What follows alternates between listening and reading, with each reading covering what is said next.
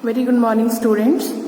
Today in MS subject we are going to discuss lesson number 4, being safe. Okay, lesson number 4, being safe. So everyone open your book.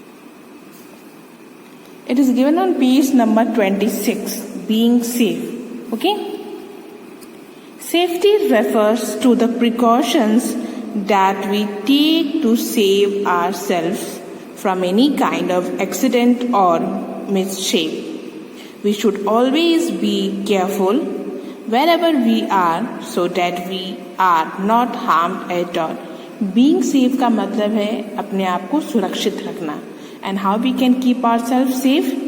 So by following the safety rules, safety features. So here, safety refers to the precaution that we take to save ourselves.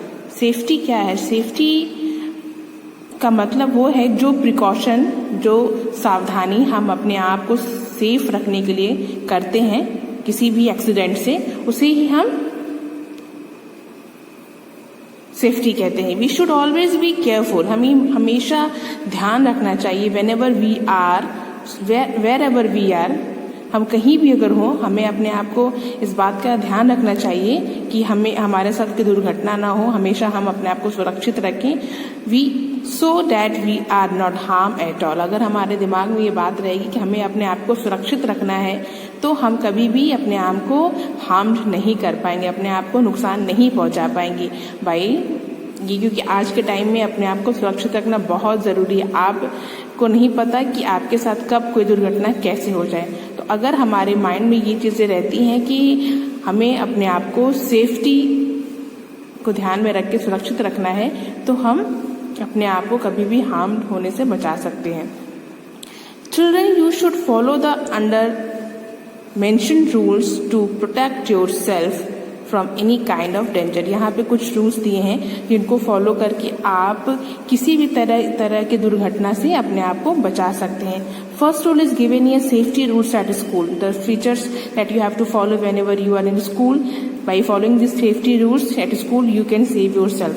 C the first one, do not run in the classroom, corridors or on staircase, you may fall. Okay, so many students when they are in the school without any work they are running here and there, और corridors में दौड़ते हैं, सीढ़ियों पे दौड़ते हैं. तो इनसे क्या होता है, इससे गिरने का डर रहता है और आप कभी भी गिर सकते हैं जिससे आपको चोट लग सकती है. ठीक है. Second one is here, while standing in a queue do not push others. If you are in a queue, so do not push other. Okay, so you should not push others. Stand quietly in a disciplined way, and whenever you are in a queue, you should always keep this in your mind that whenever you are in a queue, you should be stand in a disciplined way. Okay. Third, never fight with your friends. You or your friends may get hurt. सबसे बड़ी बात यह है कि children, आप बिना किसी वजह से आपस में फाइट करते रहते हैं. ये सबसे बैड हैबिट है, क्योंकि इस वजह से बहुत से बच्चों को अचानक से चोट लग जाती है और बहुत ज़्यादा उन्हें तकलीफ होती है. तो ये सारे रीजंस जो यहाँ पे जो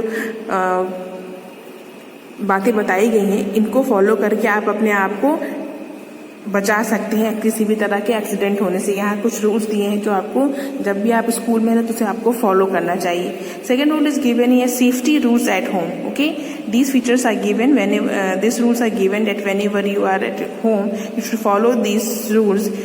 Okay, first one is here, do not open the door of your house for any stranger. Okay, जब आप घर में अकेले हों या और अचानक से कोई आपके गेट को नॉक कर रहा है और आप उसे पहचानते नहीं हैं, तो कभी भी बिना पहचाने हुए इंसान के लिए अपने घर के दरवाज़ों को ओपन मत करिए. Okay, if you do not recognize the person, call your parents. If parents are not at home, tell the person to come after some time. Okay, अगर आप घर पे अकेले हैं तो और आप उस स्ट्रेंजर को, उस अजनबी को नहीं पहचान रहे हैं, तो आप पहले अपने पेरेंट्स को कॉल करिए. ओके, और अगर पेरेंट्स उस समय अवेलेबल नहीं है, आपकी कॉल को रिसीव नहीं कर पा रहे हैं या फिर कोई बात है, तो आप सबसे बड़ी बात ये उनसे कहिए जो आपके दरवाजे पे एक स्ट्रेंजर आके खड़े जिन्हें आप पहचान नहीं रहे हैं, कि आप तब आइए जब हमारे घर में पेरेंट्स हो। ओके, तो आप किसी भी अजनबी के लिए अपने घर के दरवाजों को मत खोलो, and specially when you are alone at home. Okay, next is here, do not leave toys, books or other things on the floor. You or anybody else may trip and fall. ये सबसे बड़ी एक reason है। अगर आप घर में हैं तो आपको चोट हमेशा इसी चीज़ों से लगती है, क्योंकि आप चीज़ों को उनकी जगह से उठा के वापस उनकी जगह पे नहीं रखते हैं, और इसकी वजह से आपको चोट लग जाती है। So always you should think that from where you have taken the things, you should keep on the same place. इस वजह से ना घर अव्यवस्थित लगता है और ना ही चोट लगने का डर रहता है। ठीक है, third one is here, do not touch electric wires और sockets, do not try to use the electric gadgets on your own, you may get an electric shock. Okay, आप कभी भी इलेक्ट्रिक वायर के साथ मत खेलिए और ना ही सॉकेट को छूइए, क्योंकि वो उसमें बहुत खतरा रहता है। ओके, हमेशा इलेक्ट्रिक गैजेट से दूर रहिए। ओके, क्योंकि आपको इनसे इलेक्ट्रिक शॉक लग सकता है। ये बहुत ही खतरनाक चीज़ है, इनसे आपको इलेक्ट्रिक वायर से और सॉकेट से हमेशा दूर रहना चाहिए। Fourth one, do not play with sharp objects like blades, knifes etc. or lighted matchstick. You may get hurt or burn yourself. कभी भी शार्प ऑब्जेक्ट जैसे ब्लेड्स, नाइफ से कभी भी भूल कर भी आप उसे ऐसे वैसे लेके इसे यूज़ ना करें, ना ही कुछ कट करने की कोशिश करें, क्योंकि वो बहुत शार्प होते हैं और आपको उसकी आदत नहीं है, कहीं भी वो कट हो सकता है, तो इससे आप दूर रहिए। और दूसरी चीज़ ये कि कभी भी मैच स्टिक्स, क्योंकि आपकी उम्र में बच्चों को मैच स्टिक्स जलाने का बहुत शौक रहता है, वो देखना चाहते हैं कैसे इसमें बर्न फायर हो जाता है, आग लग जाती है, तो ये चीज़ें आपको कभी भी इस्तेमाल नहीं करें, क्योंकि खेल में बहुत बड़ी दुर्घटना हो जाती है। तो इन सब चीज़ों से आपको दूर रहना चाहिए। जब कभी भी आप घर में हो तो ये सारे रूल्स को आपको फॉलो करना चाहिए। नेवर यूज और play game on mobile phone if it is being charged. Sometimes the battery explodes and you can get burned. Before using the mobile phone, remove the charger. Okay. आज के time में अभी तो सारा काम आपको phone से ही करना है. Now you are studying online this time. And before this, so many students, they are very fond of playing game on mobile. But it is not good to spend lot of time on mobile. Just you should play game. Outdoor games से आप खेल सकते हैं, ठीक है, लेकिन सबसे बड़ी बात ये कि जब कभी भी फ़ोन चार्जिंग में लगा रहता है तो सॉकेट्स में लगे रहते हैं, तो आपको जब वो चार्ज होते रहते हैं उस समय आपको फ़ोन का इस्तेमाल बहुत कम करना चाहिए, क्योंकि उसमें एक तो वो बैटरी चार्ज होती रहती है, दूसरे आप कंज्यूम करते रहते हो, उसके खेलते रहते हो या फिर कुछ वीडियोस अपलोड करते रहते हो, तो उस टाइम में बैटरी बहुत ज़्यादा पावर लेती रहती है और इस वजह से बहुत बार ऐसी दुर्घटना होती है कि बैटरी एक्सप्लोड हो जाती है, फट जाती है, जिससे सामने वाले को बहुत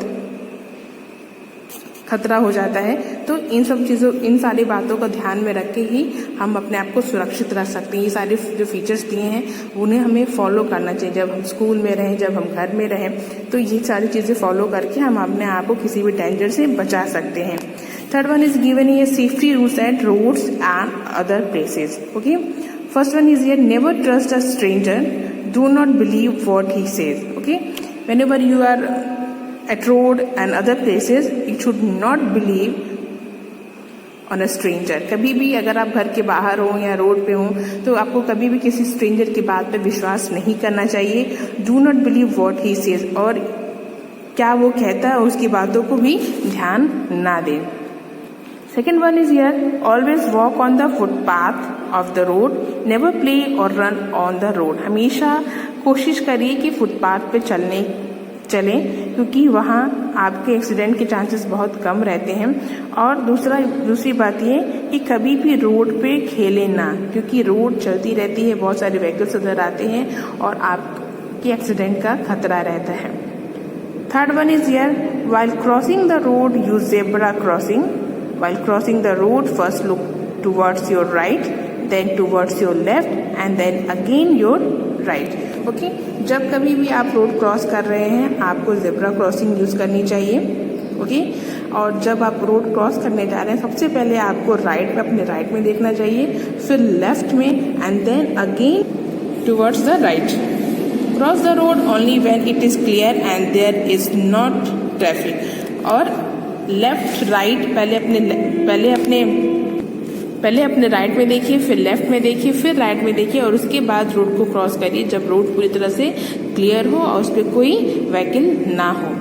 okay, always be alert on road. हमेशा रोड पे सचेत रहिए, अलर्ट रहिए. B careful about banana peels, manholes, horns of vehicle. हमेशा अलर्ट रहिए, कहाँ से हॉर्न की आवाज़ आ रही है, कहीं छिलके पड़े हुए, क्योंकि अगर हम इन बातों का ध्यान नहीं देते हैं तो ये भी बहुत सारी वजह होती है एक्सीडेंट की.